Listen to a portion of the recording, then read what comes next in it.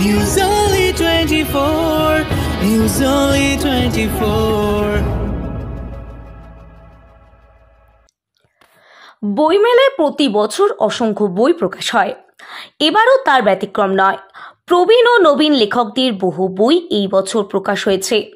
এইরকম এক বই প্রকাশ অনুষ্ঠানে উপস্থিত ছিলেন রাজ্যের মন্ত্রী শোভনদেব চট্টোপাধ্যায়।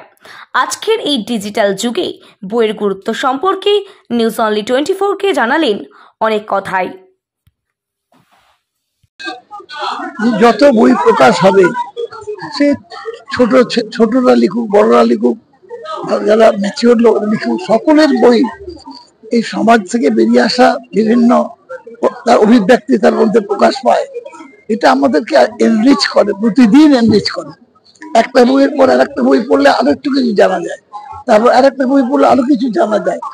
সমাজকে জানা, সমাজকে আন্তর্জাতিক ভাবে পৃথিবীকে জানা, সবকিছু জানার যে উপায় একমাত্র বই। আমি জানি মোবাইলের আজকাল খুব চল হয়েছে, আমরাও মাঝে মাঝে দরকার পড়লে চট করে মোবাইলে বার করে নিতে অনেক ইনফরমেশন, কিন্তু আমি নিজে মনে করি যে এটা বই না পড়লে সে তৃপ্তি আসে না।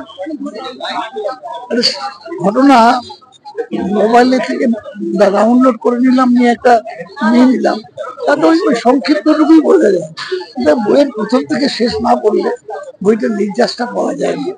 আর আমাদের ভয় লেগেছিল, প্রথম ভয় লেগেছিল মোবাইলের এই এত ব্যাপকতা, সবাই ছেলেরা মেয়েরা পড়াশোনা থেকে মোবাইল বেশি ব্যবহার করছে।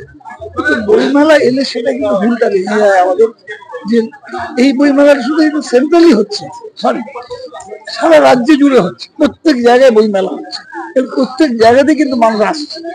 তাহলে আমাদের ভয় পাওয়ার মতো কারণ নেই যে আমাদের বই হারিয়ে যাবে, মানুষ সবটাই ওই এর মধ্যে ঢুকে পড়বে, যন্ত্রের মধ্যে ঢুকে পড়বে, এটা ভাবার কোনো কারণ নেই।